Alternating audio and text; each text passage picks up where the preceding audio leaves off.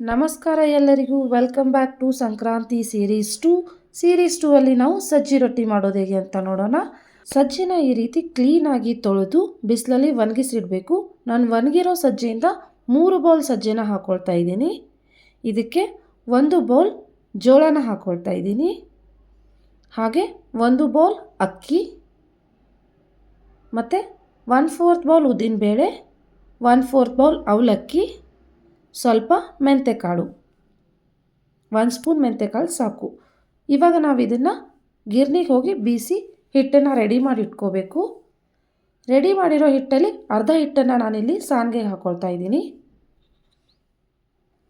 ನಾನು ಮಾಡೋ ಅಡುಗೆ ನಿಮ್ಗೆ ಇಷ್ಟ ಆದರೆ ಹಾಗೆ ಮಕರ ಸಂಕ್ರಾಂತಿಯ ಮುಂದಿನ ಸೀರೀಸ್ ನೋಡಲು ಮರೀದೆ ಲೈಕ್, ಶೇರ್ ಆ್ಯಂಡ್ ಸಬ್ಸ್ಕ್ರೈಬ್. ಹಿಟ್ಟಿಗೆ ರುಚಿಗೆ ತಕ್ಕಷ್ಟು ಉಪ್ಪು ಮತ್ತು ಅರಿಶಿನ ಹಾಕ್ಕೊಂಡಿದ್ದೀನಿ. ಇವಾಗ ನಾವು ಇದಕ್ಕೆ ಬಿಸಿನೀರನ್ನು ಹಾಕ್ಕೊಂಡು ಕಲಿಸ್ಕೋಬೇಕು.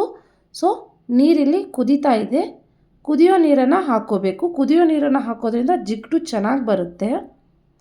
ಸೊ ಇವಾಗ ಕಲಸಿ ಒಂದು 5 ನಿಮಿಷ ಈ ರೀತಿ ಹಿಟ್ಟಿನಿಂದನೇ ಮುಚ್ಚಿ ಇಡಬೇಕು. ಈ ರೀತಿ ಒಂದು 5 ನಿಮಿಷ ಮುಚ್ಚಿಟ್ಟು ಆಮೇಲೆ ಕಲಸೋದ್ರಿಂದ ರೊಟ್ಟಿ ಚೆನ್ನಾಗಿ ಬರುತ್ತೆ. ಸೊ ಬನ್ನಿ ಇವಾಗ ಕಲಿಸ್ಕೊಳ್ಳೋಣ. ಮೊದಲಿಗೆ ಅದೇ ಹಾಕಿರೋ ಬಿಸಿನೀರಲ್ಲೇ ಕಲಿಸ್ಕೋಬೇಕು. ಆಮೇಲೆ ಸ್ವಲ್ಪ ಸ್ವಲ್ಪ ತಣ್ಣೀರನ್ನು ಹಾಕಿ ಕಲಿಸ್ತಾ ಹೋಗಬೇಕು. ಸ್ವಲ್ಪ ಗಟ್ಟಿಯಾಗಿ ಕಲಿಸ್ಕೊಳ್ಳಿ, ಏಕೆಂದರೆ ನಾವಿಲ್ಲಿ ಕಟಕ್ ರೊಟ್ಟಿನ ಮಾಡ್ತಾಯಿದ್ದೀವಿ, ಸಾಫ್ಟ್ ಅಲ್ಲ.